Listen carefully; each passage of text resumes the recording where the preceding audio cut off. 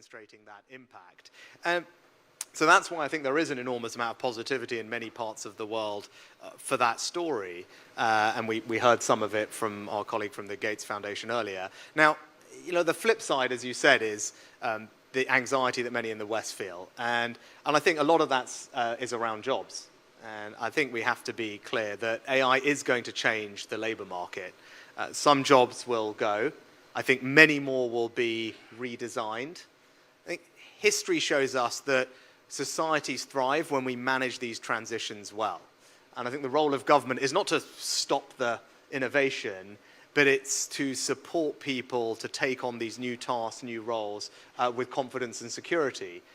And that's the task for policymakers. How do we redesign education systems? How do we upskill our in-work population? How do we embed digital literacy across the population? We've got colleagues here from the UAE who are taking a lead, particularly on that side of things. And I think that's the challenge. Policymakers need to provide that reassurance to their citizens that they will manage that transition well, so that people's anxiety is lessened.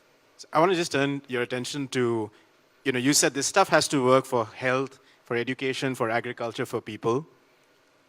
Our experience has been that the frontier, there's a big gap between, say, California and the global south. That gap existed until about 6 months ago. The one thing we've noticed is the run-up to this summit, the gap started closing. So your big companies, Microsoft, Anthropic, OpenAI, they woke up and said, we got to get into this game. Do you genuinely see frontier labs wanting to play in this game of adoption in these particular sectors, where frankly the revenue model is still quite murky? Yes, I do. Let's just take India for a second. I mean, you're starting to see just the incredible announcements. You and I were discussing coming in, the announcements from some of these frontier labs, not just about the dollars of investment that they're putting into a country, but actually the practical applications that they're developing here. Why are they doing that here? You think about the ingredients that India has. It has one of the deepest pools of AI talent anywhere in the world. If you're a frontier lab wanting to innovate, why would you not want to come and do things here when you have access to a talent pool? When talent is scarce, by the way, real high-quality AI talent, it's in abundance here. Second thing, digital public infrastructure. I know many people here take it for granted because they're so used to it now. But to give you a perspective, other parts of the world do not have Aadhaar. They don't have UPI. They certainly don't have, other than the UAE maybe, Ayushman, Bharat health accounts, right? Like these things, India has leapfrog ahead of many countries. And what they do is provide the distribution rails where you can develop a product that can be distributed to 1 billion people in a trusted, digitally verifiable way. That's extraordinary. And then the last thing, as I said, is this positivity in India that you see for this technology. Now, people don't adopt a technology that they're fearful of or they don't trust. If you're doing something in India, you're doing something in a place where people are hungry, excited, they're positive to use it, to get the benefits of it. So again, it's why people are coming here. I think those are 3 pretty critical ingredients. And the last thing I'd say is, and having spent time with many Indian entrepreneurs over the course of today, you can just see the energy in the ecosystem here. And you know it, whether you see it. What's happening here on the startup ecosystem, the venture ecosystem, is extraordinary. And if you might be sitting in Silicon Valley, sure, of course that's an exceptional place. But then you start looking at, well, who else is producing the most unicorns in the world? Who is putting the most investment into AI consumer applications? The answer is here. The answer is here. What's the answer going to be tomorrow, day after, that satisfies Rishi Sunak? What do you want to see as the outcome of the India AI Impact Summit? We touched on, we touched on the things that are on top of my mind. One is this democratization of AI and making sure that no matter where you are, which country you're born in, your circumstances, this technology is going to improve your life. And health and education are probably the most fundamental ways that you can change people's lives for the better.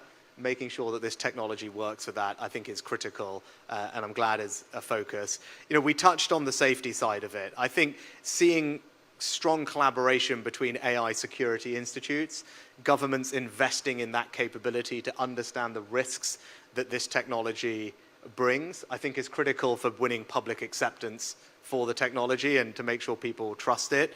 And I think there, we just need to make sure that people don't forget that.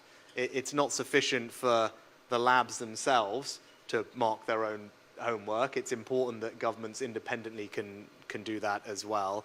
And then the last thing, as I said, is on this employment point.